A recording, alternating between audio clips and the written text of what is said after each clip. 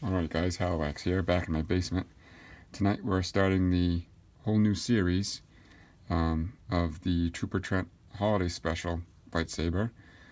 Trent has fabricated all these parts, this kit, which can be purchased in his store below. I'll link it. And I suggest you going, if you're seeing this video right now, go there right away and check to see if he has any of these kits left in stock. Because as of last week, he announced he is retiring this kit. So if you want the most accurate holiday special lightsaber on the market, go there right now, stop watching the video, go there right now and see if he's got one in stock and grab it.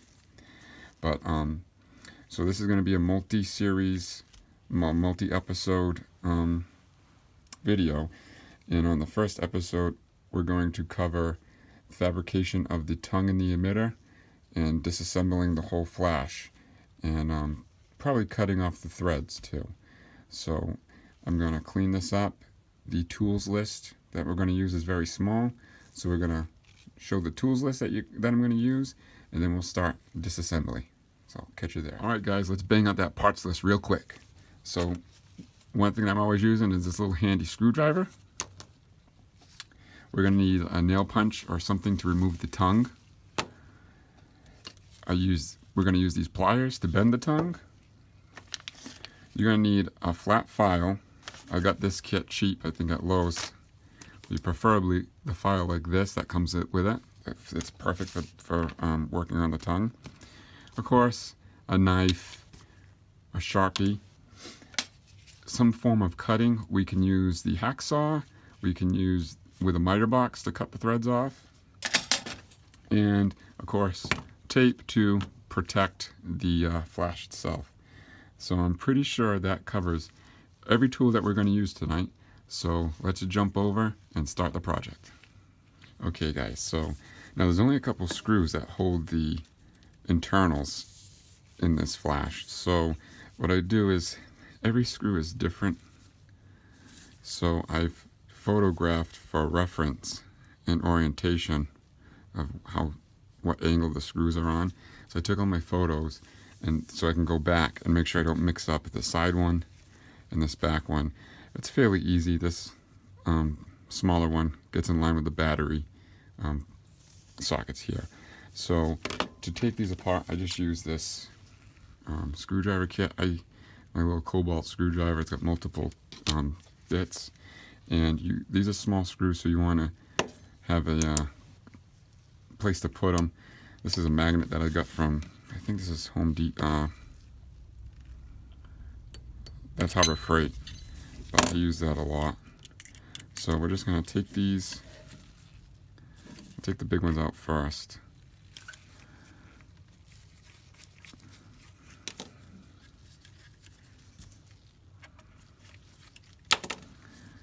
This is fairly simple to take apart. Once you get these 4 screws out, the internals should come right out. Now the red button is underneath here. This shroud here just comes straight up. The red button can only go in one way, but this one here, it's good to see there's a little white dot here on which way that is facing, because this can only go in one way. It's got like a little spring retention socket in there, and to get it back in there is a little tricky. You gotta give it a little wiggle, but it does go back in. So next, there's a hidden screw that matches this screw here.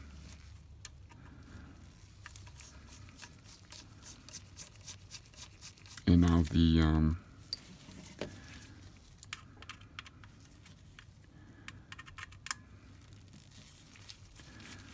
one more after this. Let's see if these are the same exact size and length. Yes, okay.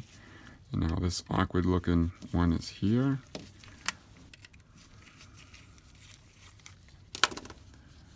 So now all the screws are out and this thing's going to slide up. But inside here is the actual tongue. Okay, so the socket is like in 2 pieces. You can unscrew the bottom And if you wanted to, you could push the bottom socket all the way out the bottom, see?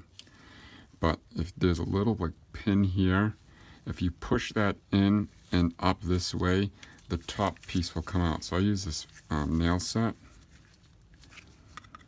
I push it in and kind of up like that, and see how the pin is staggered now.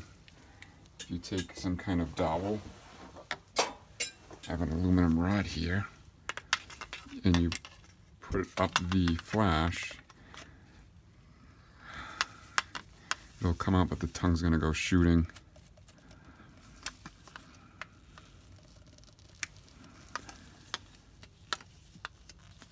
Just make sure everything's going. I'm going to try and... Okay, so there's the tongue. That's it right there.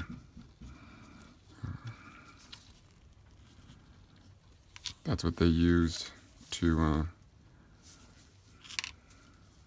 as a keeper. It looks like the other Graflex part, see? Except jumbo. Can I push this out the top? There we go. So now the flash is completely disassembled. There's a piece of cardboard tube in here. I guess that's to protect the batteries from the aluminum wall of the flash. So she's all stripped. Next we're going to cover fabrication of the tongue. Okay, so here's the top part of the socket. Okay, we're going to be working with the top part. And there's this section here where this keeper can actually slide out.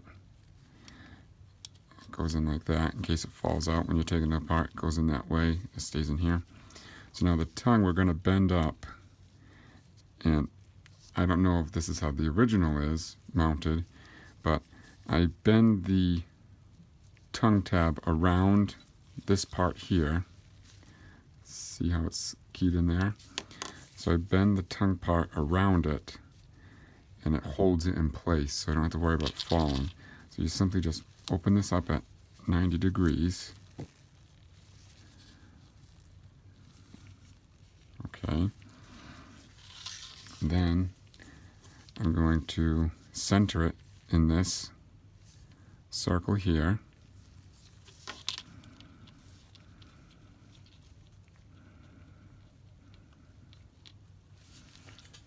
Take a Sharpie. My hand in the way.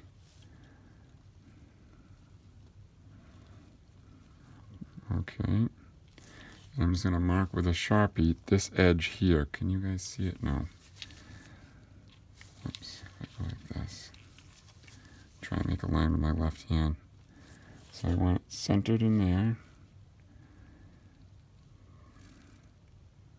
I'll make a line right here. That's where I'm going to fold it. I'm going to fold it over this ring. Let me get a pair of pliers. Alright, so we're going to use a pair of these. I'm going to put it right on my line. Whoops, you want it straight. We're going to bend it 90 degrees on the pliers. So to give you another idea of what we're doing, I want it to sit like this. And now I'm going to bend it one more time around.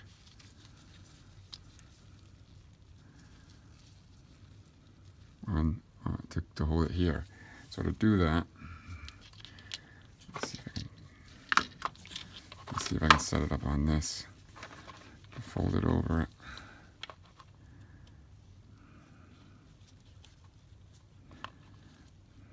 I'm going to take that little tab there, fold it this way.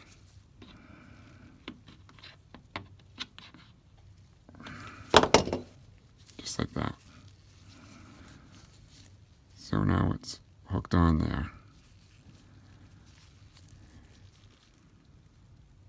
Okay. Next, we're going to have to file a channel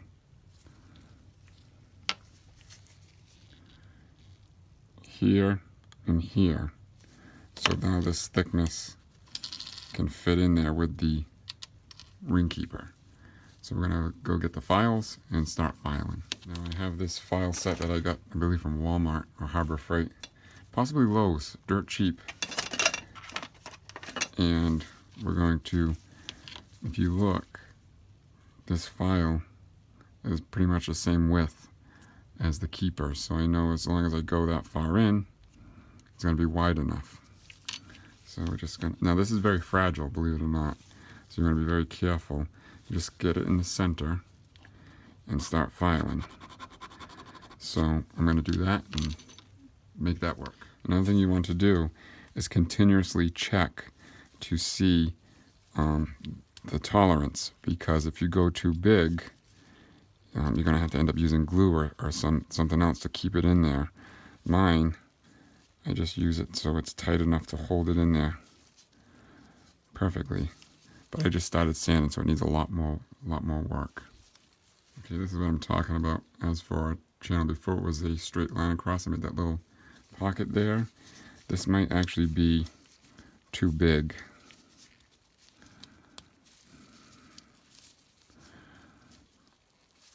Nope, works good. That'll work perfect. All right, so now I'm going to clean up my mess and we'll do the next part. Okay guys, so now we're going to put it back together. So we got to make sure we put the locking block here like that.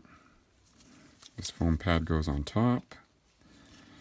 I had to do this like 3 times for the video because there's some nuts and bolts that keep falling out when I assemble it.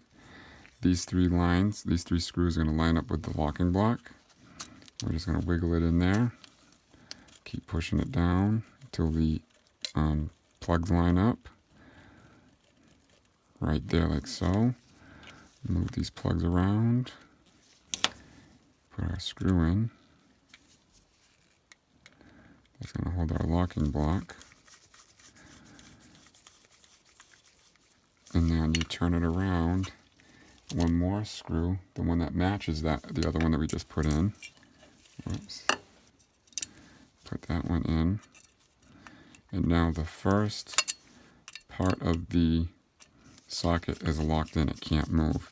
If you don't put these 2 in, the socket can move up and down because of that locking block in there. So next, the bulb socket here only has one way it can go. So you have 1 screw there. Oh no, it's got two. Alright, so my personal preference is having this tongue arrow the same side as the red button. So now when you go to push it in, that spring keeper there will give you a bit of a hard time. And then you can line up that screw hole, and that's the weird looking one. That's that one. It's the different one out of the 3 screws. This one goes here.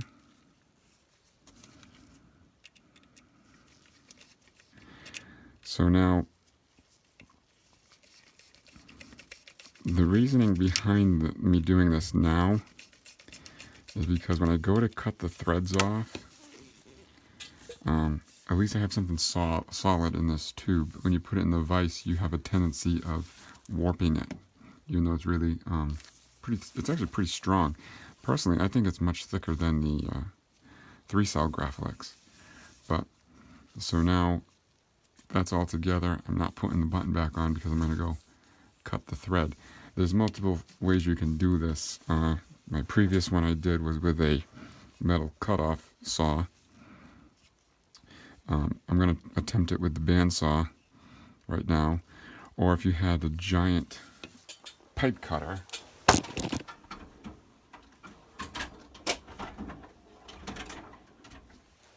something like this. In the big shop we have huge ones that would cut this no problem. I mean, they're massive, but I don't have that with me. So I'm probably going to use the bandsaw. So we'll go try that.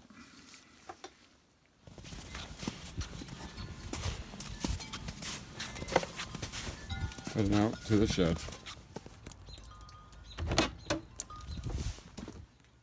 Okay guys, I had to break out Jerry. Fun fact about Jerry, this is the first chop saw my father ever bought back in the early 70s. It still works. So, as some of you may not know, I don't like cutting things inside the shed because of sparks, and my father on the other side has a ton of gasoline and pool chemicals and oil, and everything that's flammable is over there. So I got to thinking, I was like, I can cut it with a hacksaw and show them on video, or I can cut it with the bandsaw. But to get it absolutely the straightest, I need to cut it on the cutoff saw, which I have over there up top. But I didn't want sparks. And then I realized, aluminum doesn't spark. Hello. So I'm going to cut it with Jerry here. So I just put a piece of electrical tape where the threads end. And this, I don't have any screws or anything here, so it's completely flat. And I'm going to cut the threads off with Jerry. But the most important thing before I do this is safety glasses. So safety glasses are on, fingers away. I'm gonna do 1, 2, 3, double check, triple check everything, and I'm gonna cut. You may want to turn the volume down right now.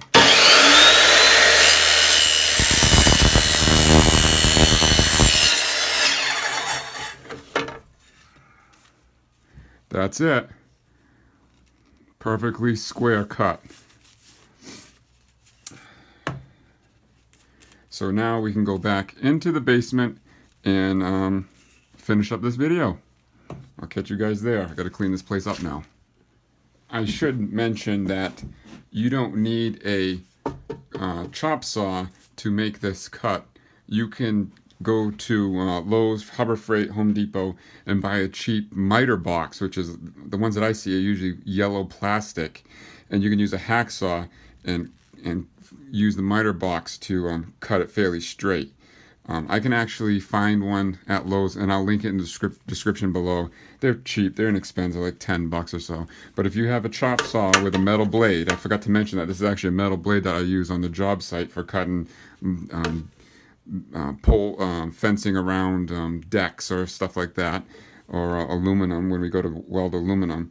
So that this is a metal blade. You don't want to cut aluminum with a wood blade. So in all honesty, I should have used a hacksaw to cut this to show you guys, but to get it perfectly 100% straight, the chop saw is the way to go. So again, we'll clean up, go back into the shed, and finish. See you there. Okay, so now I've taken the tape off of this, but I want to test Trent's Unplug that comes in the kit. So I just want to sand this edge because it's super sharp. I'm not sanding on top, I'm sanding on the edge here to remove the sharp edge. Go like this with the glove. She's good. So now this is what Trent supplies in his kit. It's freaking awesome. He's also got the chain ring set up. So you just unplug it, plug it in. Boo! Now let's see see if it fits. So this one's going to need just a little bit of sanding. Oh goodness. It's going to need just a little bit of sanding.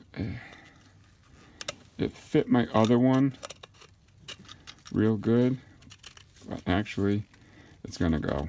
It's just the burrs on the inside. Now that I have that caulked in there, I'm just going to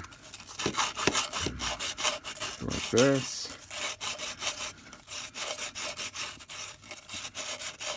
And if you're cutting it with a hacksaw, it's probably going to be smoother and go right in the first time. Yeah, that was just the burrs from the chop saw.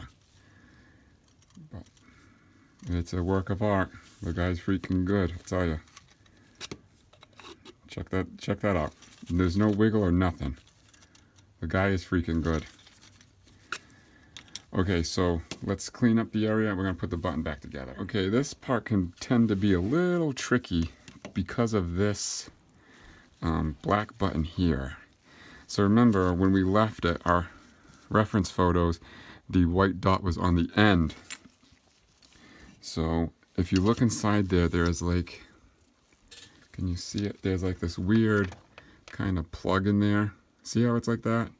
So you really have to push pretty good to get it in there, but you want to make sure your white dot is in the right location.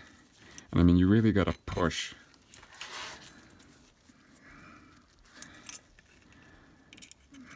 It helps to kind of like go wiggle left and right.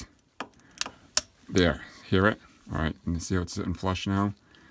I really don't want to take that out and do it again because it's too much of a pain. The red button gonna go in.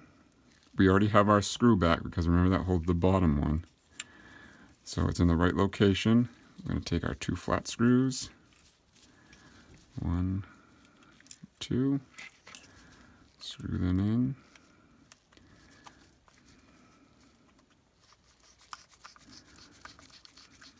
When working on these Graflexes, it's pretty cool the engineering that went into them. They're very simple, but yet they're very complicated for the time. Very advanced, should I say, for the time. And we're going to just test it. Works good. Selector switch. Perfect. Good. She's all together. Alright, before we sign off, I just want to say, since this is the first video, Trent's kit comes with everything except the T-track. Now you can use the original trilogy T-track on here, but to my eye, in the reference photo we have, it's not the original trilogy track on the Holiday Special. It's really different. I have a theory on what it is, but I don't want to say it until I discover it. But I'm getting pretty damn close to the track. But the closest thing I can find is, this is Corbant's Graflex 2.0 A New Hope configuration track. I like it because it's got straight ends. Roman's track is fairly similar, but Roman's actually has bevels on the end, angles on the ends, like the A New Hope track should have. But to me, on the Holiday Special, it's very sharp and blunt. So I've been hunting Corbant's track for a while because I've actually made these for Christmas gifts, and the first one was for Trent. So I was hunting track, and this is probably this personally is my best option for the Holiday Special track. I'm not going to go into detail the modifications of it now, but since I showed you in the beginning of the video, you need Trent's kit. You might as well try and hunt down some 2.0 track if you don't have any. I've grabbed mine off eBay, to be honest with you. But so yep, my personal preference, Corbant's 2.0 T-track for the Holiday Special. So this actually concludes everything you need to physically do to the Graflex 2773 Flash. Next episode, I think I'm going to cover shroud. Well, actually, no. Next episode, we're going to be covering paint. We have to paint a black section here. We have to paint the lower half black where the grips go. And once we're done painting, we'll add Trent's arrows, which is our lifesaver. And maybe in the same video, we'll cover fabrication of the shroud. So be on the lookout next for that video. Okay, one more thing I want to cover before I go. It's been brought up to me before by a friend, and I want to just make this perfectly clear. All the parts that I use, all the stuff that I work with, I refer to them as artists, like TrooperTrent, Aaron at Souls Hold, Roman Props, Roy from Wadawonga. I heavily promote their product. And I just want to make one thing clear, is I don't get any compensation for this. I use their products and I promote their products because in my eyes, their stuff is the best. They run very, very honest and very professional businesses online. So I don't want people thinking that I keep on name dropping and putting links in the description below, and I don't want them thinking that I'm only doing that because I get some kind of kickback from it. And I don't. I do this because they're my friends, their products are the best, and it's the only stuff I'll work with. So that's why I heavily promote what I promote. I'm not looking for being sponsored. I do this strictly for fun. I don't do this for a business. I do this to help everybody that I can help. So just to make things perfectly clear, product that I support is because it's the best, not because I'm compensated for it, because I'm not. So that's that. As always, I appreciate you watching this. I hope this helps. I'm really excited to start this. In all honesty, if you have everything, you have Trent's kit and the grips, you could do this in a weekend. But this is going to take me a little bit of time because of the way my work schedule is. But this is a weekend, one-day fun build. It's actually really, really fun. So I look forward to seeing you guys all in episode 2. Have a good night. Thank you.